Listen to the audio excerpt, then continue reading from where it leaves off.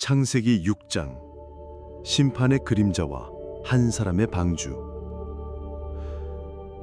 땅 위에 사람이 많아지고 그들의 딸들이 태어나기 시작했다.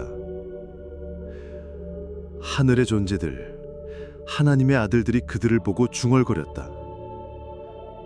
저 여인 아름답다. 그들은 주저없이 내려와 마음에 드는 여자를 아내로 삼았다. 그날부터 세상은 눈에 보이는 욕망과 힘이 지배하는 곳이 되어갔다. 하나님의 목소리가 어딘가 낮고 무겁게 울렸다. 나의 영이 사람과 영원히 함께하지 않으리니 그들은 육체일 뿐이다. 그들의 날은 이제 120년이 될 것이다. 그 시절 땅에는 거인 같은 전사들이 있었다. 사람들은 그들을 네피림이라 불렀다. 전설 속에서나 나올 법한 힘과 명성을 가졌지만 그들의 이름은 두려움과 폭력으로만 기억되었다. 하나님은 내려다보셨다. 땅 위에 가득 찬 건 웃음이나 노래가 아니었다. 끝없는 분쟁, 음모, 피냄새였다. 그들의 마음속은 온통 악한 생각뿐이었다. 그 순간 하나님의 표정은 깊게 무너졌다.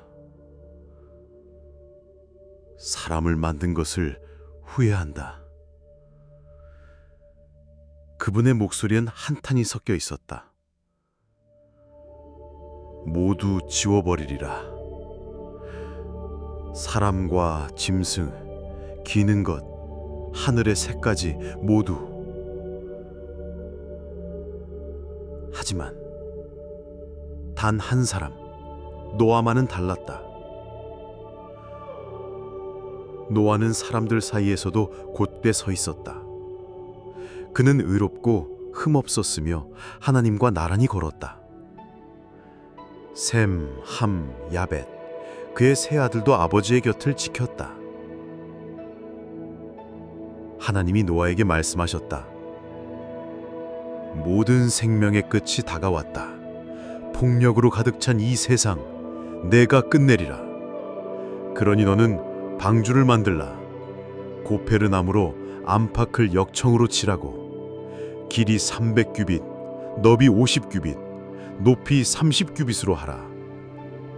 지붕을 만들되 위에 한 규빗 남겨 창을 내고 아래층과 가운데층, 위층, 세 층으로 나누어라. 그러니 너와 내 아들들과 아내, 며느리들이 방주로 들어가라. 모든 생물은 암수 한 쌍씩 데려오고 먹을 양식도 충분히 준비하라. 노아는 고개를 숙였다. 그날부터 그의 손은 쉰 새 없이 움직였다. 나무를 베고 다듬고 맞추고 묶었다. 거대한 방주의 골격이 조금씩 모습을 드러냈다. 사람들은 비웃었다. 노아야, 하늘에서 물이라도 쏟아진단 말이냐?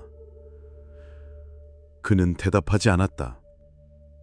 오직 하나님이 말씀하신 대로만 했다.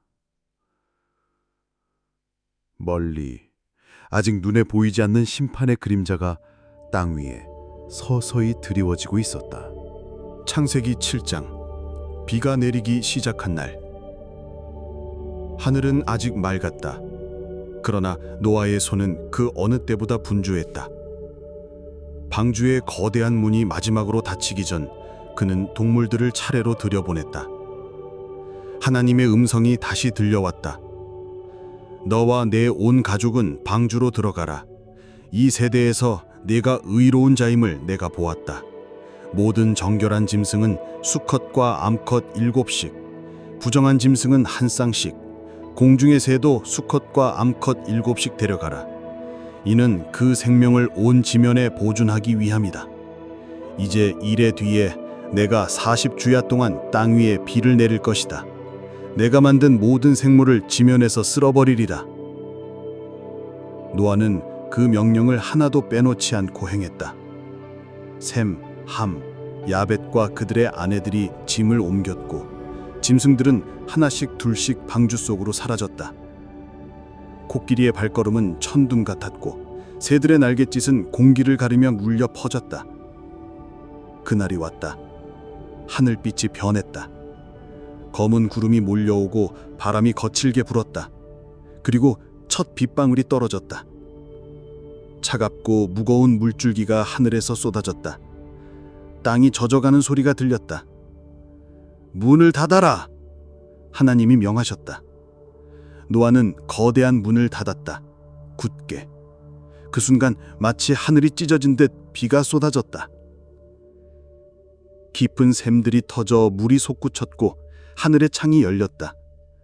40주야 동안 쏟아지는 빗속에서 방주는 거대한 물결 위로 떠올랐다.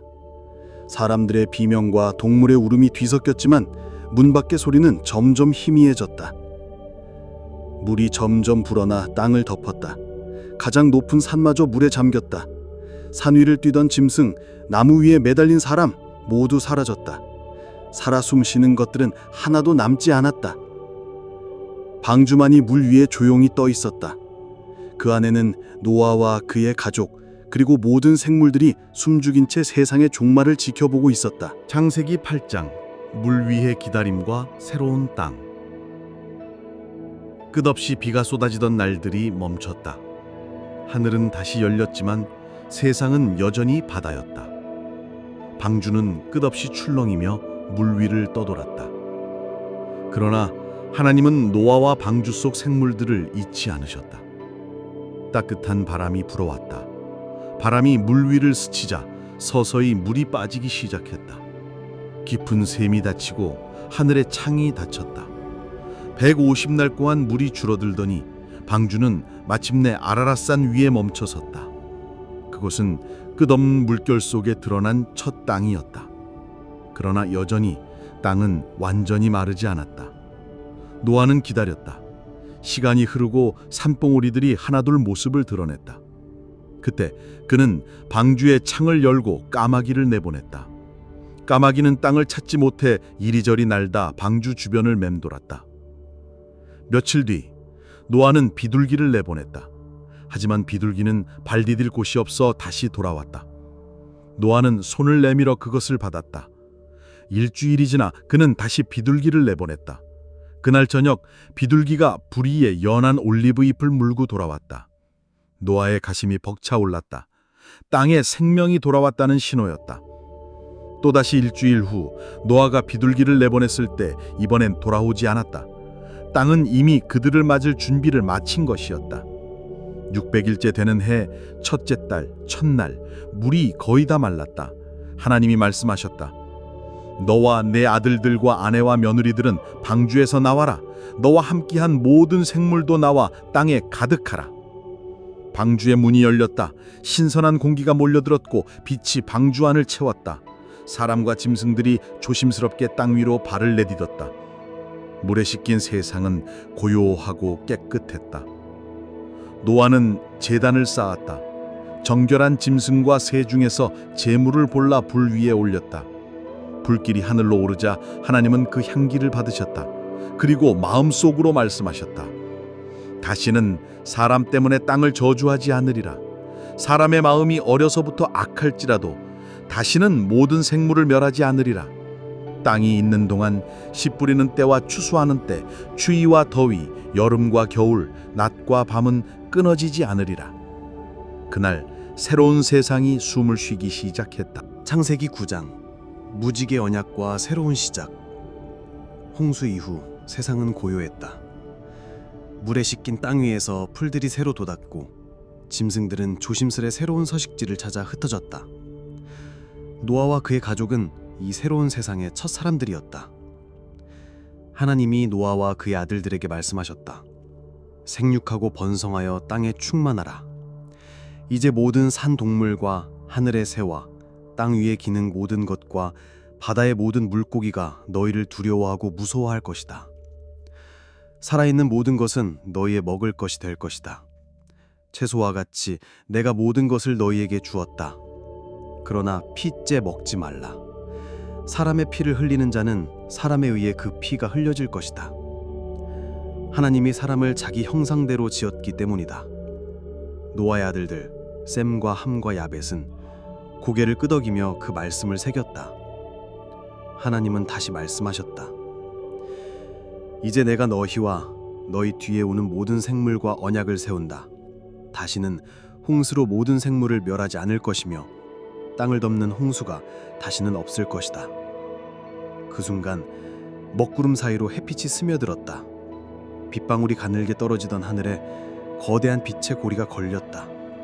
붉고 주황, 노랑, 초록, 파랑, 남색, 보라의 빛이 물방울 속에서 반짝이며 하늘을 가로질렀다. 보라, 내가 무지개를 구름 속에 두었으니 이것이 나와 세상 사이의 언약의 증거다. 구름 위에 무지개가 나타날 때마다 나는 너희와 모든 생물 사이의 언약을 기억하리라. 노아는 하늘을 올려다봤다. 그 무지개는 단순한 빛이 아니었다. 그것은 다시는 세상을 물로 심판하지 않겠다는 하나님의 약속, 그리고 새로운 시작의 표였다. 시간이 흘렀다. 홍수 이후 노아는 농사를 지었고 포도나무를 심었다. 그러나 어느 날 그는 포도주를 마시고 취해 장막 안에서 옷을 벗고 누워 있었다. 함이 그것을 보고 나가 형제들에게 알렸다. 셈과 야벳은 옷을 가져와 뒷걸음질 치며 아버지를 덮어드렸다. 노아가 깨어나 이 일을 알고 함의 아들 가나안을 저주했다. 가나안은 저주를 받아 그의 형제들의 종이 될 것이다. 그리고 셈과 야벳을 축복하며 말했다. 셈의 하나님 여호와를 찬송하리로다. 가나안은 셈의 종이 되리라. 하나님이 야벳을 넓히사 셈의 장막에 거하게 하시고 가나안은 그의 종이 되게 하시리로다. 노아는 홍수 이후 350년을 더 살았고 나이 950세에 세상을 떠났다. 창세기 10장 민족의 시작과 세상으로의 흩어짐.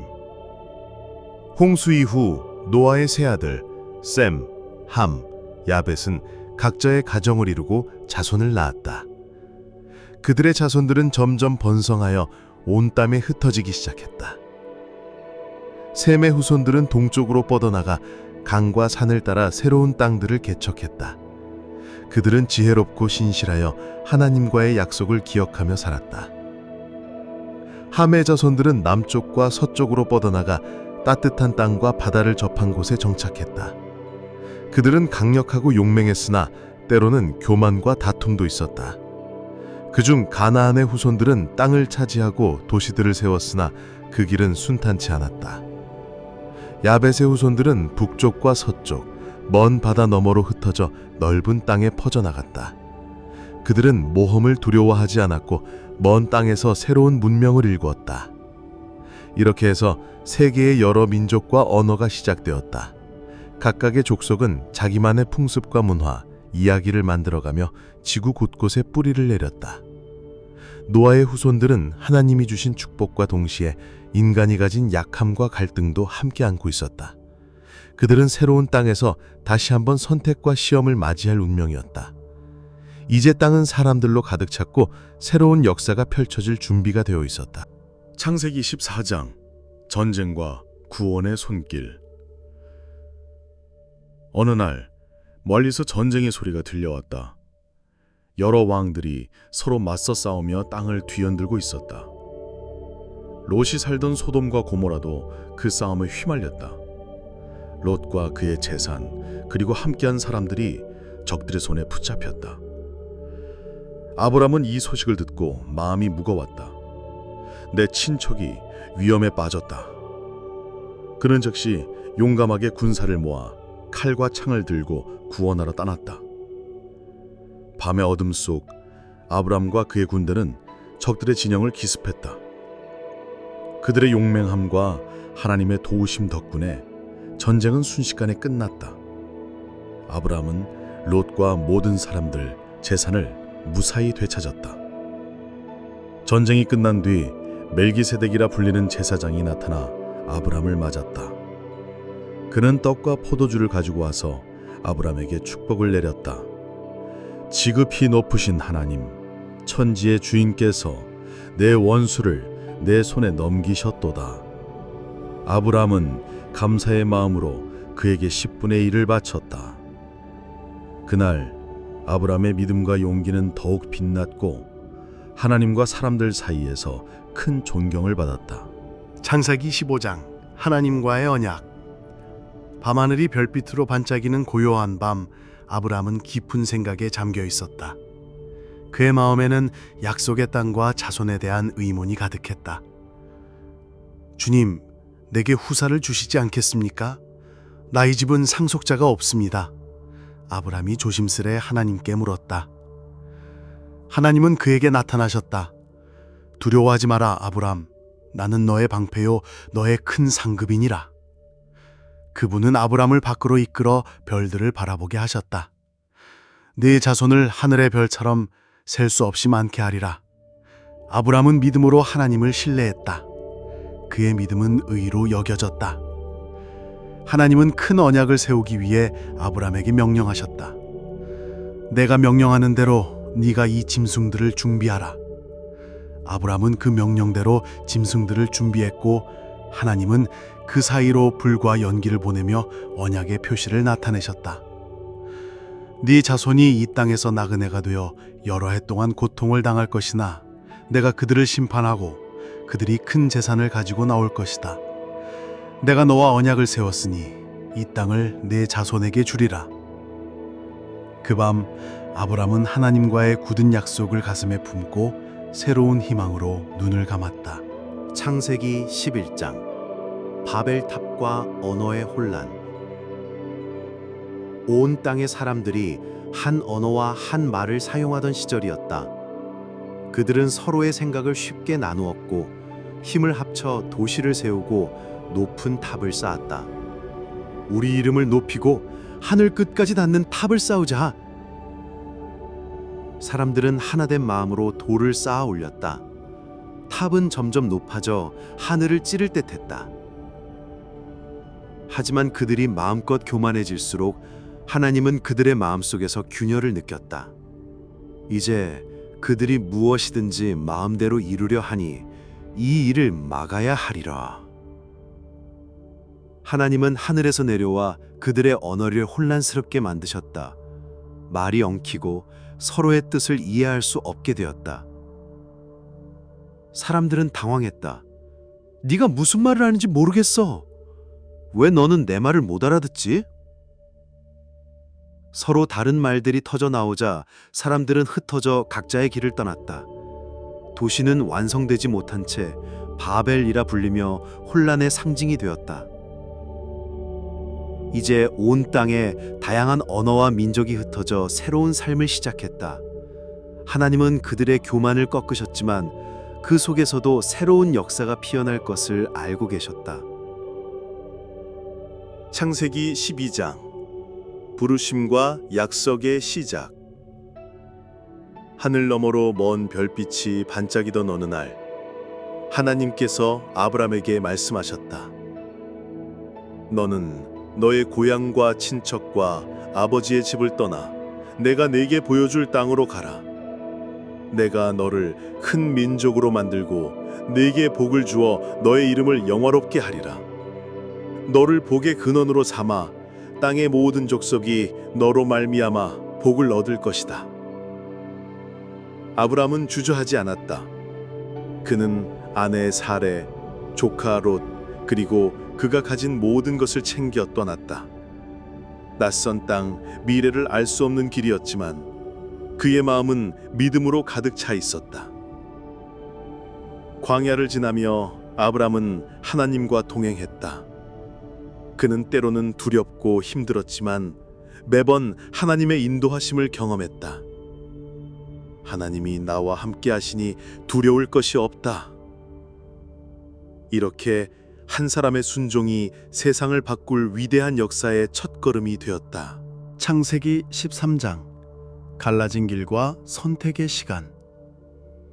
아브람과 조카 롯은 함께 긴 여정을 마치고 드디어 평화로운 땅에 머물게 되었다. 하지만 시간이 지나면서 그들의 가축과 재산이 늘어나 살던 땅이 좁게 느껴졌다. 두 사람 사이에 갈등이 싹트기 시작했다. 우리 가축이 많아졌으니 이 땅에서 함께 살기엔 공간이 부족해. 아브라함이 말했다. 롯도 고개를 끄덕이며 답했다. 그렇군요. 그러면 우리가 갈라져 살아야겠어요. 아브라함은 먼저 말했다. 네가 먼저 원하는 땅을 선택하라.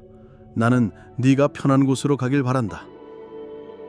롯은 눈을 들어 요단 평야 쪽 잘 물이 흐르는 풍요로운 땅을 바라보았다. 저기 요단 평야로 가겠습니다.